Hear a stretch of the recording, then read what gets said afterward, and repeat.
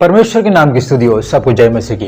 परमेश्वर यूं कहता है, बुद्धिमान अपनी बुद्धि पर घमंड न करे, वीर अपनी वीरता पर घमंड न करे, धनी व्यक्ति अपने धन पर घमंड न करे। अगर हमें घमंड करना ही है तो इन बातों पर घमंड करे कि वो मुझे जानता है, वो मुझे समझता है कि मैं ही वो यहोवा हूं कि पृथ्वी पर न्याय और करुणा धर्म का काम को करता हूं, क्योंकि मैं इन्हीं कामों से प्रसन्न रहता हूं। मेरे प्रिय भाई बहनों, इस संसार में योग्य लोगों की कोई कमी नहीं है। संसार में धनी व्यक्ति लोगों की भी कोई कमी नहीं है। संसार में प्रतिष्ठित और पद वाले लोगों की भी कोई कमी नहीं है। और आज आम इंसान को इनके बराबर होने के लिए टफ कंपटीशन से गुजरना पड़ता है। सबके पास धन है, सबके पास पद है, सम्मान है, प्रतिष्ठा है, लेकिन कुछ लोग ऐसे भी हैं जिनके पास कुछ भी नहीं है। क्या इनको इस समाज में जीने का हक नहीं है क्या इनको प्रार्थना करने का भी हक नहीं है क्या? हम आपसे कहते हैं, परमेश्वर के सामने सब बराबर है। यहाँ कोई ऊंच नीच का भेदभाव नहीं होता, यहाँ काला गोरे का भेदभाव नहीं होता, यहाँ पर जाति नाम से भी कोई भेदभाव नहीं होता। हालेलुया।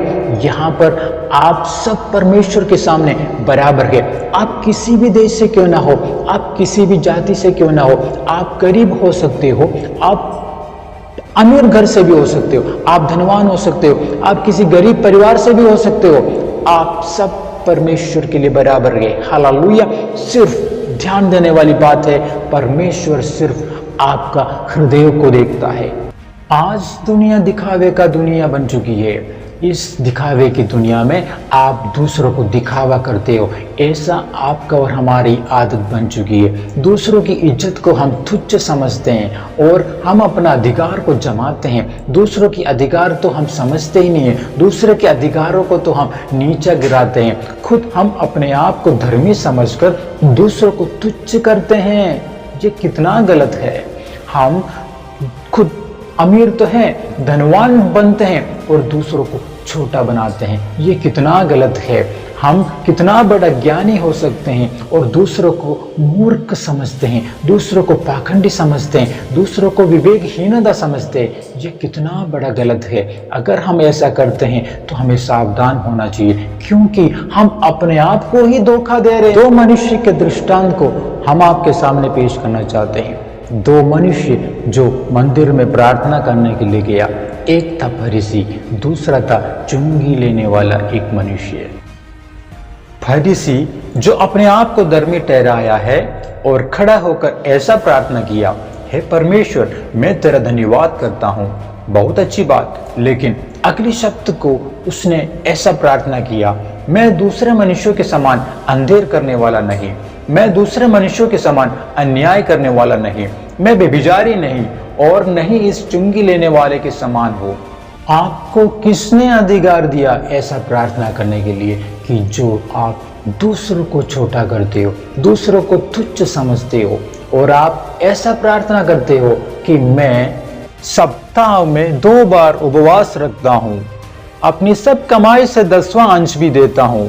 मेरे भाईजनों, मेरी और आपकी प्रार्थना ऐसी नहीं होनी चाहिए, क्योंकि तुम तो मनुष्य के समान अपने आप को धर्मी ठहराते हो, परंतु परमेश्वर तुम्हारे मन को जानता है, क्योंकि जो वस्तु मनुष्यों की दृष्टि में महान है वो परमेश्वर के निकट घृणा है। जिसको आप और हम तुच्छ जान रहे थे, हम उसकी प्रार्थना को सुनते हैं, उस चुंगी लेने वाले की प्रार्थना को हम सुनते हैं। उसने सुर की ओर आंख भी न उठाकर छाती पर पीट कर कहा, हे परमेश्वर, मुझ पापी पर दया कर। इस साधारण सा व्यक्ति ने अपने आप को जो अवस्था थी वही अवस्था को उसने प्रस्तुत किया। कोई ढोंग नहीं किया, कोई झूठ कपट को उसने प्रस्तुत नहीं किया और धर्मी टकर कर वो अपने घर को गया। हालेलुया। जो अपने आप को छोटा बनाएगा वो बड़ा किया जाएगा, जो अपने आप को बड़ा बताएगा वो छोटा किया जाएगा। यही परमेश्वर का सिद्धांत है। जो हम नहीं हैं, हम उस चीज को दिखाने की कोशिश करते हैं, उस चीज को दिखावा कहते हैं। प्रिय भाई बहनों, आत्मिक जीवन की ओर आपकी वापसी होनी चाहिए, आत्मिक प्रार्थना की ओर आपके जीवन की वापसी होनी चाहिए, दया करुणा, प्रेम की ओर आपके जीवन की वापसी होनी चाहिए। मरकुस 11:25। जब भी तुम खड़े हुए प्रार्थना करते हो तो यदि तुम्हारे मन में किसी के प्रति कुछ विरोध हो तो क्षमा करो, इसलिए कि तुम्हारा स्वर्गीय पिता भी तुम्हारे अपराध क्षमा करे। और यदि तुम क्षमा न करे तो तुम्हारा पिता भी जो स्वर्ग में है तुम्हारा अपराध क्षमा न करेगा। आमीन।